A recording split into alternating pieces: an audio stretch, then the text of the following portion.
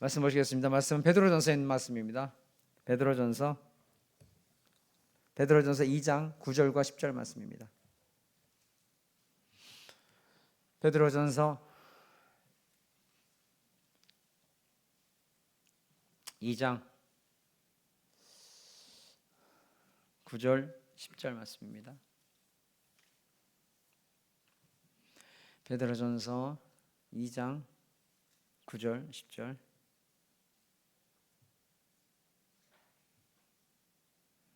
그러나 너희는 택하신 족속이요 왕 같은 제사장들이요 거룩한 나라요 그의 소유가 된 백성이니 이는 너희를 어두운 데서 불러내어 그의 기이한 빛에 들어가게 하신 이의 아름다운 덕을 선포하게 하려 하심이라. 너희가 전에는 백성이 아니더니 이제는 하나님의 백성이요 전에는 국류를 얻지 못하였더니 이제는 국류를 얻은 자니라. 아멘. 우리 사랑하는 성도님들, 지난 3일 동안 주말 평안하셨습니까? 예, 옆에 분에게 인사하겠습니다. 사랑합니다. 사랑합니다. 인사하겠습니다. 예, 사랑합니다. 예, 늘 봐도 너무 기분 좋습니다. 인사하겠습니다. 늘 봐도 너무 좋습니다. 예, 내일 새벽에 봅시다. 그거 아세요? 새벽에 나오시는 분들이 우리 성도보다 훨씬 많아요. 이제 다 우리 아름다운 교회 성도들이긴 하지만은 또 새벽에 좀 많이 나오셨으면 좋겠습니다. 우리에게는 1차 소명이 있고 2차 소명이 있는 거 아시나요? 제가 이게 사실 신학적 용어인데 제가 한번 오래전에 한번 말씀드렸던 기억이 있습니다. 1차 소명이 뭐고 2차 소명이 뭔지를 기억하세요? 1차 소명은요, 하나님께서 우리를 불러주신 겁니다. 하나님의 백성, 하나님의 자녀 삼아주심, 예배자로서 불러주신 것, 이게 바로 1차 소명입니다. 큰 의미에서 1차 소명이 그런 모습이에요. 하나님의 자녀 삼아주시고 또 예배자로 불러주시고 또 우리가 기도할 수 있는 기도자를 해주시고, 이게 1차 소명입니다. 2차 소명이 뭐냐? 그렇게 부르신 하나님의 백성들에게 하나님께서 좀 디테일하게, 어떤 사람은 목사로, 어떤 사람은 교사로, 어떤 사람은 여러 가지로 사장으로, 어떤 사람은 또 무슨 여러 가지 직업들이 있지 않습니까? 그걸 2차 소명이라고 부릅니다. 그럼 여기서 우리는 또 한 가지 갸우뚱하죠. 아니, 왜 내 직업이 소명이야? 여기서 우리의 생각과 하나님의 생각이 어긋나는 거예요. 우리 사랑하는 성도에게 여쭤볼게요. 우리의 직업은 그냥 직업일까요? 세상에서 우리의 삶은 그냥 하루하루 살아가는 모습일까요? 절대 아니에요. 절대 아니에요. 우리는 예를 들어서 난 직업이 없어. 나는 그냥 전업주부야. 그러면 전업주부는 어디가 2차 소명지예요? 가정이에요. 가정이에요. 가정을 가장 은혜롭게 만들고 아이들을 가장 말씀적으로 키워내는 거, 이게 바로 내 사명지고 내 사역지예요. 장사하는 사람 마찬가지예요. 그 지금 일터가 내 사역지고 내 소명지예요. 직장 생활하는 분도 마찬가지예요. 모든 분이 다 그래요. 그런데 우리가 이것을 잃어버리게 되면 어떤 생각을 갖고 사냐? 소명자? 그럼 목사가 하는 거지 우리는 아니잖아, 이렇게 생각을 해요. 성도에게 여쭤보겠습니다. 하나님의 소명 감당하고 그 사명을 감당하는 그런 모든 것은 목사만 하는 건가요? 아니죠. 여기 계신 모든 분들이 오늘 본문에 보게 되면 너희는 이란 말을 합니다. 너희는 택하신 족속이다. 왕같은 제사장들이다. 거룩한 나라들이다. 이렇게 말합니다. 그리고 이는 너희를 어두운 데서 불러내어 그의 기이한 빛을 들어가게 하신 이의 아름다움을 더가. 너희가 전에는 백성이었더니, 이 너희가 계속 이런 말씀이 반복돼요. 그러니까 우리 온 성도가 꼭 성직자고, 온 성도가 부르심을 받은 사람들이고, 온 성도가 소명을 받은 자라는 그런 믿음이 우리에게 반드시 있어야 돼요. 그렇기 때문에 그렇게 되면 목사님이나 소명자고, 목사님이나 성직자고, 목사님이나 거룩한 일을 통해서 우리에게 참 좋은 말씀 주시고 좋은 모습 보여야지, 나는 장사하다 보면은 어떻게 우리가 뭐든지 참 은혜롭게만 장사해? 어떻게 정직하게만 장사를 해? 직장생활 하다 보면은 또 거기에 문화가 있는데 어떻게 우리가 은혜롭게만 직장생활을 해? 사업을 하다 보면 유두리도 있어야 되고 여러 가지 방법이 있는데 어떻게 그렇게 생각해? 세상의 모든 문화와 방식과 식은 다 그렇게 돌아가는데 내가 어떻게 반대로 생각해? 그러니까 목사님이나 성직자고 목사님이나 성직을 감당하는 분이고 그리고 목사님이나 이 교회가 사역지고 그렇지만 나는 여기는 사역지가 아니야. 그냥 세상에서 내가 돈을 버는 거고 그리고 또 돈을 버는 것 같고 내가 11조 내잖아. 내가 연보하잖아. 그러니까 나는 여기서 그대로 장사하면서 살고 사업하면서 살고 직장생활하면서 살지. 이런 마음이 우리에게 있다고 한다면 이건 굉장히 위험한 생각이에요. 이건 믿음에서 완전히 벗어난 삶이에요. 아니에요, 오늘 다시 한 번 말씀을 통해서 너희는 모든 왕 같은 제사장이고 너희는 택하신 족속이고 거룩한 나다. 그러니까 목사만 사명자인 것으로 생각하면은 우리는 정말 위험한 신앙이 된 것뿐만 아니라 그렇게 되면요 우리의 믿음은 절대로 자랄 수가 없습니다. 절대 자랄 수가 없습니다. 솔직히 한번 여쭤볼게요. 나는 내가 일하는 곳이 여기가 일터가 사역지다 라는 믿음을 그런 깨달음을 갖고 있는 분 계신가요? 예, 한 분 계시네요. 아마 몇 분 계실 거예요. 많이 계실 거예요. 우리 성도님들 많이 계실 거예요. 부끄러워서 말씀 안 하시는 거죠. 내 일터가 이렇게 생각하시면 돼요. 세상은 우리의 사역지고요. 우리의 일터는 성직이고요. 우리 직업은 성직이고요. 거룩한 일을 하는 건 성직이고요. 그리고 우리의 하는 모든 일은 하나님의 영광을 위한 삶이라는 것을 잊지 않기 바랍니다. 왜냐? 우리는 어떤 헌신을 할 때 뭐라 불러요? 성업이라 불러요. 왜 그럴까요? 이건 거룩한 일이야. 하나님 영광 돌린 일이야. 이렇게 생각한단 말이에요. 그러면 내가 이 직장에서 내 삶을 온전케 하고 말씀대로 살아가므로 말미암아 하나님이 영광 받으시는 그런 삶이 되고 더 나아가 복음을 선포할 수 있는 일이 된다고 한다면 그 직업은 성직이에요. 아멘이죠. 우리 그런 믿음의 가치관이 있어야 돼요. 그래야지만 우리가 보던 안 보던 하나님을 항상 인정하면서 그렇게 삶을 살아가요. 근데 그것이 안 되면 세상 사람들과 똑같이 살아가요. 똑같이 장사하는 사람처럼 똑같이 장사하고 똑같이 직장하는 생활 똑같이 직장 생활하고 그런 삶을 살아가요. 이거 굉장히 위험한 거죠. 오늘 세상 속에서 거룩한 제사장이라 말씀하셨는데 그 제사장의 삶이라는 게 어떤 거죠? 제사장의 삶은요 죄가 없어야 돼요. 죄가 없어야 돼요. 죄가 있으면 어떤 모습이었어요? 예전에는 그냥 즉사였어요. 말씀드렸지 않습니까?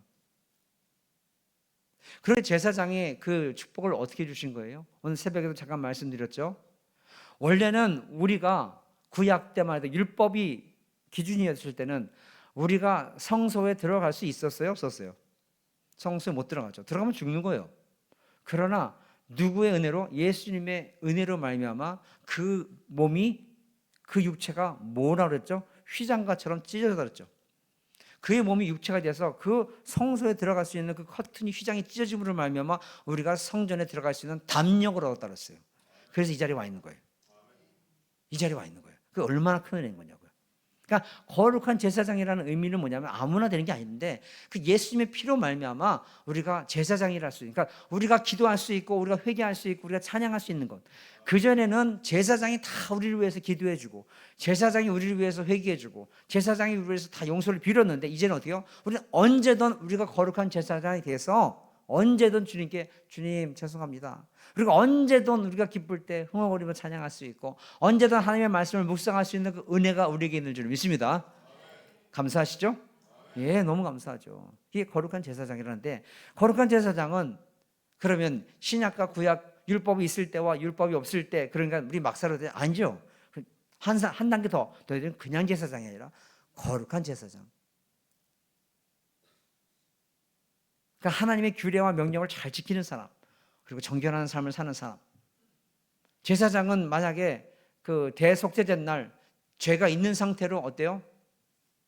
성소에 들어가면 즉사해요. 그래서 어떻게 된다 그랬죠? 이 옷 끝에 방울을 달아요.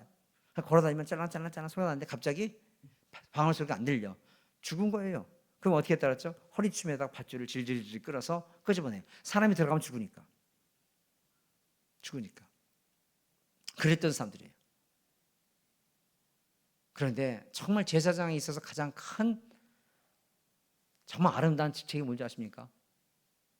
바로 하나님과 우리의 사이를 연결해 주는 역할을 하는 거예요. 제사장이 대신 기도해 줌으로 말미암아 이 사람의 죄가 용서함 받아요. 이 사람을 대신 기도해 줌으로 말미암아 이 사람이 하나님께 다시 한번 회복되는 역사가 있어요. 이게 바로 제사장이 하는 일이에요. 우리도 똑같은 거예요. 세상에 나가서 우리가 해야 될 것은요, 뭡니까? 우리의 기도와 우리의 섬김과 우리의 헌신과 우리의 거룩한 삶을 통해서 어때요? 그 사람이 하나님과 연결해질 수 있도록 우리가 복음을 전하고 기도해 줄 수 있고 섬길 수 있는 모습이 우리가 제사장의 모습이라는 것을 꼭 잊지 마시고, 하나님과 그 사이를 맺어줄 수 있는 그런 거룩한 제사장들이 다 되시기를 주님으로 축복합니다. 그것은 교회 안에만 있는 것이 아니라 세상에서 된다는 거예요. 세상에서. 그러니까 절대로 사단의 미혹에 넘어가면 안 돼요. 사단에서 보면 큰일 납니다. 사단은요, 교회 안에서만 우리를 충성하게 만들어요. 교회 안에서만 충성하게 만들어요. 교회 안에서만 거룩하게 만들어요. 교회 안에서만 기쁘고 행복하게 만들어요. 성도들에게 여쭤볼게요. 우리가 예배 시간에 와서 은혜 받고 정말 기쁨과 행복한 모습이 세상에 나가서도 이어지고 계시죠? 예, 맞죠? 예. 그런 모습이 돼야 돼요.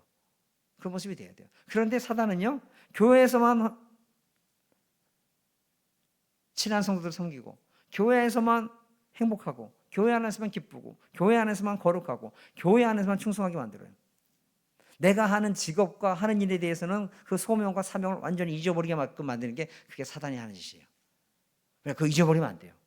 어디에 있든 간에 내가 가정이면 가정대로, 나는 가정도 얼마나 귀한 그 사역지라는 것을 꼭 아셔야 돼요. 그러니까 우리가 존재의 가치를 잃어버리면 안 돼요. 존재의 가치. 제가 자주 말씀드리는 존재의 가치. 마태복음 5장에 보게 되면 아시다시피 너희는 세상의 소금이니 소금이 많이 그 맛을 잃으면 무엇으로 짜게 하리요? 후에는 아무 쓸데없어 다만 밖에 버리어 사람들에게 밟힐 뿐이니라. 그리고 너희는 세상의 빛이라. 산 위에 있는 동네가 숨기우지 못할 것이요, 사람이 등불을 켜서 말 아래 두지 아니하고 등경 위에 두나니 이러므로 지와 모든 사람에게 비추느니라. 이같이 너희 빛을 사람 앞에 비추게 하여 저희로 너희 착한 행실을 보고 하늘에 계신 너희 아버지께 영광을 돌리게 하라. 이건 수도 없이 말씀드렸기 때문에 잘하는 말씀인데, 여기서 중요한 것이 뭐냐면 아시다시피 세상의 소금이에요. 교회 안에서의 소금이 아니에요. 너는 세상의 빛과 소금이다. 그런데 너희들이 세상에서 맛을 잃게 되면 무시당한다. 만약에 우리가 맛을 잃게 되면 우리가 존재의 가치를 잃어버리는 거예요. 있을 이유가 없는 거예요. 뭐 부뚜막에 있는 소금도 넣어야 있으면 뭐하냐고요. 맛을 잃어버렸는데 아무 맛도 안 나는 거예요. 그럼 던져버리면 아무 의미 없는 거예요. 빛이 비치면 뭐하냐고. 하나님께 비치면 말 안에 뒀는데, 교회 안에서만 밝은데, 교회 안에서만 행복하고, 교회 안에서만 기쁘고, 교회 안에서만 서로 사랑해. 그런데 나가면 냉랭해지고. 제가 오늘 새벽에도 잠깐 말씀드렸는데, 성도들 오래전에 제가 드렸던 말씀인데 기억하시는지 모르겠어요. 우리도 그 전도 초청잔치 몇 번 했지 않습니까? 그러면 꼭 한 분씩 데려오셔라. 근데 어느 분이 누굴 데려올까 하는데 회사에서 그 조용한 사람이 하나 있어요. 저 사람이 괜찮겠다. 저 사람 데려가야겠다. 저 사람 데려가겠다. 라고 말을 했는데 어떤 일이 있었다고 말씀드렸죠? 그 분이 다니는 교회가 대형 교회예요. 한 10,000명 이상 모이는 교회예요. 실제로 있었던 일, 그분이 간증한 내용이에요. 10,000명 이상 모이는 교회예요. 알고 봤더니 같은 교회 다닌 거예요. 같은 교회. 그러니까 이 사람은 이 사람을 전도 축제에 데려가려고 했고, 이 사람은 이 사람을 전도 축제에 데려가려고 했던 거예요. 그런데 문제는 뭐냐면 같이 직장 생활을 하는데 나는 한마디도 내가 그 교회 집사람 말을 안 한 거예요. 10년이 같은 믿는 생활을 했는데, 그러니까 직장 생활을 했는데. 왜 그랬을까요? 불편하거든요. 내가 직장 생활을 하는데 집사다, 내가 권사다, 내가 안수 집사다, 장로다, 말하는 게 불편하거든요. 말하면 내 그 직책에 책임을 져야 되거든요. 집사답게 살아야 되거든요. 권사답게 살아야 되거든요. 성도님들, 직장에서 내가 지금 집사님 거 다 알고 계시죠? 권사님인 거 다 알고 계시죠? 우리 집안에서 내가 집사인 건 다 알고 계시죠? 우리 자녀가 내가 권사인 건 다 알고 계시죠? 예, 예. 이게 실제로 썼던 일이에요. 그 왜 그럴까요? 숨기고 사는 거예요. 그래서 전도 축제인데 한 명은 데려가야 되는데 조용하니까 괜찮다. 아이고야, 같은 교회 사람이네. 그리고 나는 집사였네. 그러니까 그 사람은 내가 집사인 또 몰라. 그때 아는 거예요. 이게요, 우리가 현실이 될 수 있다는 거예요. 왜 그럴까요? 맛을 잃은 거예요. 맛을 잃은 소금인 거예요. 맛을 잃은 소금이에요. 우리 성도님들, 반드시 세상의 소금이 되시기를 주님 축원합니다. 소금은요, 그 몸이 녹아질 때 소리가 안 나요. 생색은 안 나요. 근데 소금이 녹아짐으로 말미암아 반드시 그 내 직장에서든 내가 있는 자리에서든 나로 말미암아 선한 영향력이 끼치는 모습이 반드시 있어야 돼요. 이게 소금의 역할이에요. 그렇게 살아가시기를 주님으로 축복합니다. 그러니까 우리가 존재의 가치가 있어야 돼요. 있으면 뭐하냐고요. 맛을 잃어버렸는데. 모양만 있으면 뭐하냐고요. 맛을 잃어버렸는데. 그러니까 우리 절대로 있으면 안 되는 게 변화산의 그 모습, 그 베드로, 야고보, 요한 같은 모습이 우리에게는 있어서는 안 되는데, 제가 오래전에도 한번 설교를 말씀드렸던 기억이 나는데, 주님께서는 특별한 계획이 있습니다. 이제 베드로, 야고보, 요한이 앞으로 당해야 될 그 십자가의 고난, 그 이들이 앞으로 당할 그 모든 참 힘든 모든 역경, 이걸 너무 잘 아시기 때문에 명확하게 내가 하나님의 아들이다라는 것을 그들에게 들려주고 싶기를 원하셨고, 또 그들을 통해서 내가 이렇게 옷이 하얗게 변하는 것도 보여주고, 그래서 이야, 저분 진짜 메시아 맞네, 진짜 하나님의 아들 맞네 라는 것을 확증해서 세상에 나가서 복음을 전하고 멋진 실력자, 영적인 실력자로서 그렇게 십자가 지기를 기대해서 변화산으로 데려가셨어요. 알고 계시죠? 그들이 그런데 은혜를 받고 나서 하나님, 예수님 당장 내려가서 사마리아 땅까지로 복음을 전합시다 이랬어요. 뭐랬어요? 여기가 좋사오니 여기다가 그냥 천막 치고 여기서 삽시다. 우리가 이렇게 된 모습이 있을 수 있는 거예요. 손을, 우리 교회 오면 좋아요, 안 좋아요?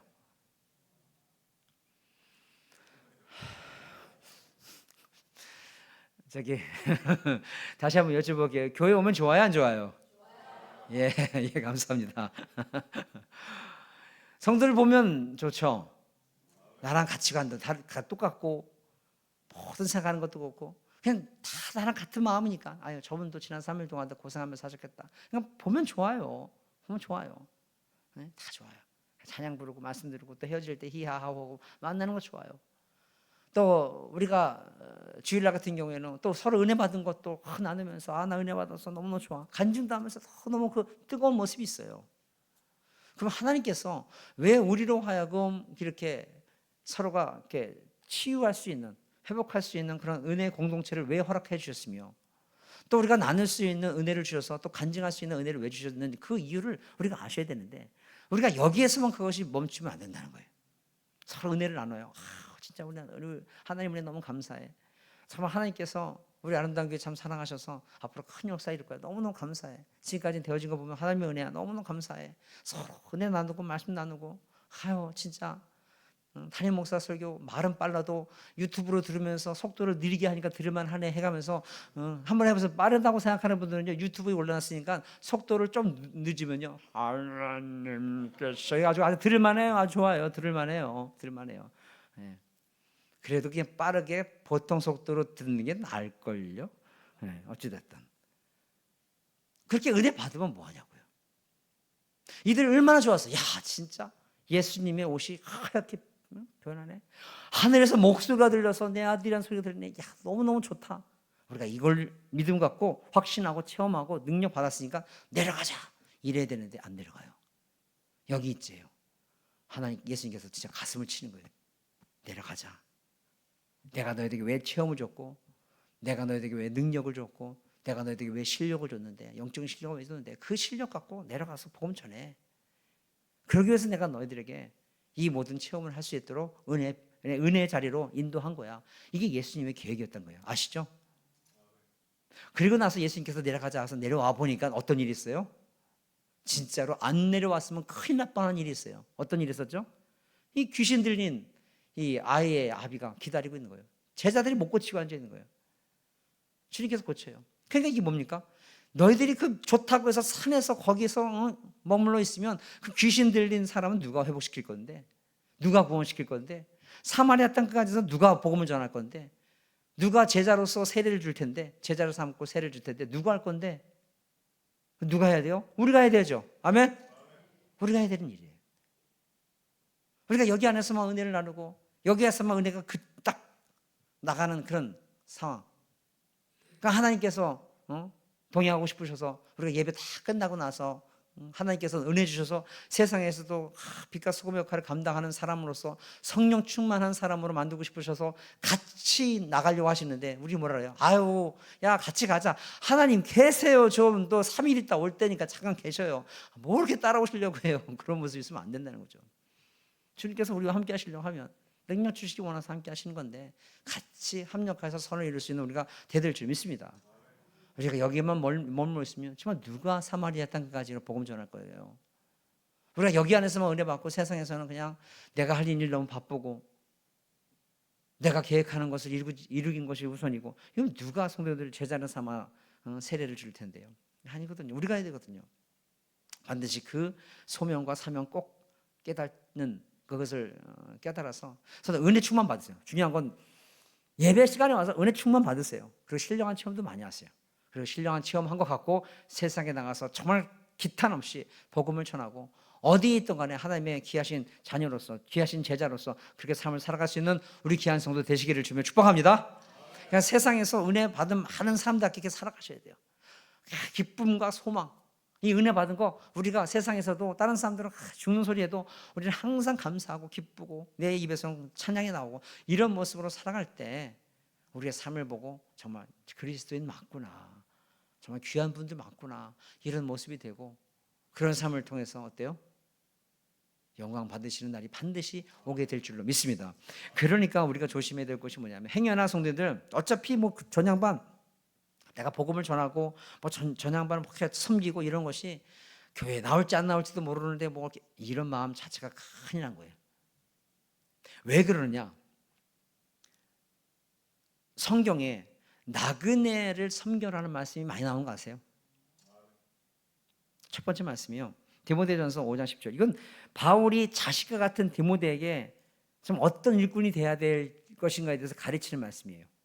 그리고 특히 디모데서 같은 경우에는 이제는 생인 얼마 남지 않은 바울로서 정말 디모데에게 유언과 같은 말이기 때문에 한 구절 한 구절은 진짜 너는 반드시 이렇게 돼야 된다라는 그런 간절한 마음이 있는 그런 말씀인데, 그 말씀 가운데 5장 10절, 디모데전서 5장 10절에 선한 행실의 증거가 있어 혹은 자녀를 양육하며 혹은 나그네를 대접하며 혹은 성도들의 발을 씻기며 혹은 환난 당한 자들을 구제하며 혹은 모든 선한 일을 쫓는 자라 할 것이라. 그래서 나그네라는 말씀이 있어요. 나그네. 이 나그네가 뭔지 아십니까? 우리가 생각할 때 전향반 뭐 교회 나올 것 같지도 않은데 전향반 내가 오늘 보면 보지 않을 것 같은데, 그러니까 그런 마음으로 우리가 장사를 하니까 이득만 생각하는 거고, 그런 마음으로 우리가 직장 생활을 하니까 하나님의 아름다운 모습을 보이지 못하는 거예요.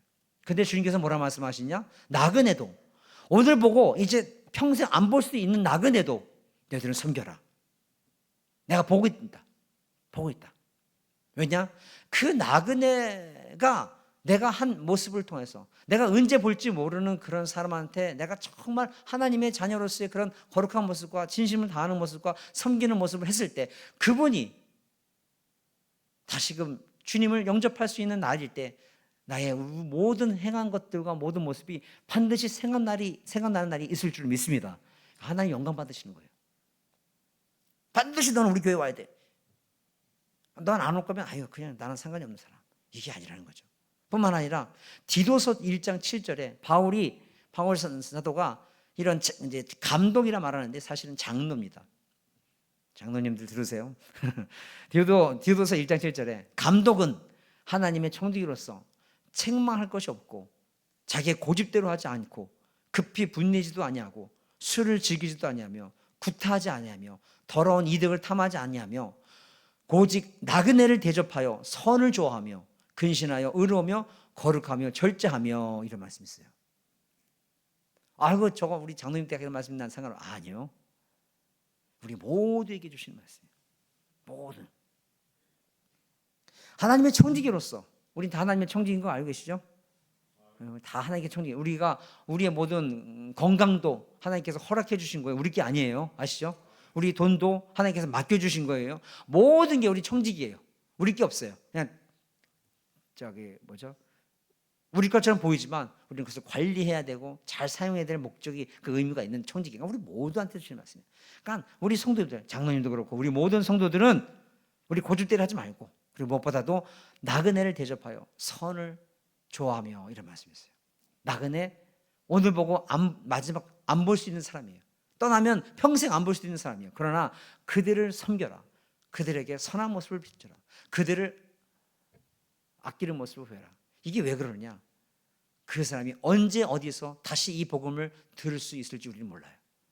그랬을 때 하나님을 받아들일 수 있다고 한다면 내가 먼저 토양을 깔아놓은 사람이 될 수 있다는 거죠. 그거는 하나님께서 역사하시는 거예요.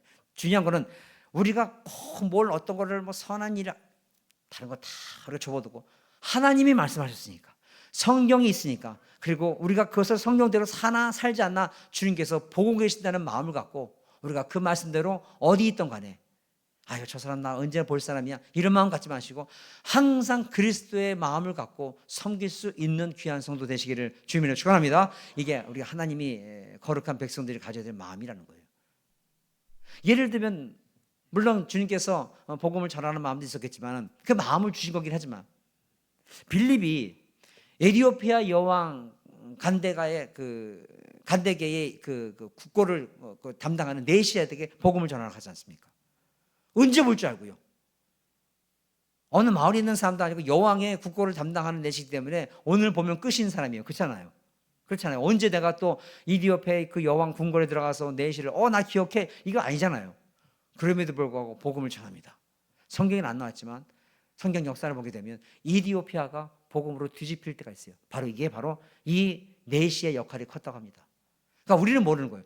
하나님께서는 어떻게 역사하실지 몰라요. 그러나 우리는 어디에 있던 간에 내가 있는 그 자리가 내가 하나님께서 허락하신 거룩한 곳이고 내가 서 있는 그곳은 잊지 마세요. 모세를 하나님께서 부르셨을 때 부르시기 전과 부르시고 전과 후가 뭐가 다른 줄 아십니까? 항상 모세가 그 자리에 양을 치면서 왔다 갔다 했던 자리예요. 그런데 하나님께서 모세를 부를 때는 이곳이 거룩한 곳이 돼요. 그리고 신발을 벗으래요. 내가 이제 너를 쓸 테니까 내가 너희를 성직자로 쓸 테니까 너를 소명자로 쓸 테니까 너를 사면자로 쓸 테니까 너는 이제 신발 벗어. 네가 있는 그 자리는 예전과 같은 자리가 아니야. 거룩한 자리고 사면자의 자리고 내 제자의 자리고 하나님의 자녀의 자리야.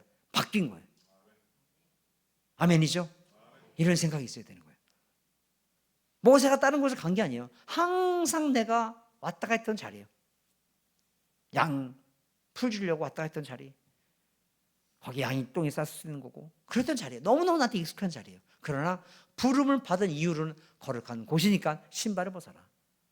우리 다 부름을 받은 하나님의 귀한 백성인 줄 믿습니다. 그럼 내가 있는 모든 곳은 거룩한 곳이 되는 거예요. 쉽게 생각하면 안 된다는 거예요. 목사만 이 교회를 섬기니까 거룩하게 해야 돼. 아니요. 당연히 목사가 교회를 거룩하게 섬기고 은혜롭게 섬기고 성도들을 귀한 마음으로 섬겨야 되는 마음은 당연하죠. 그러나 우리도 내가 있는 곳이 거룩한 곳이라는 마음을 갖고 잘 섬김으로 말미암아서 우리를 통해서 하나님 영광 받으시고 더 나아가 죽어가는 영혼들이 인도함 받는 그런 복된 역사가 넘치는 우리 귀한 성도 다 되시길 바라면서 이 말씀을 대언합니다. 그냥 성도 꼭 잊지 마세요. 우리는요 어떻게 해요? 거룩한 백성이요 왕같은 제사장이요 하나님의 귀하신 선택받은 민족인 것을 족속인 것을 알아 그렇게 살기 위해서 정말 전심을 다하고 성령의 충만함을 구할 수 있는 우리가 되시기를 주님으로 축복하겠습니다.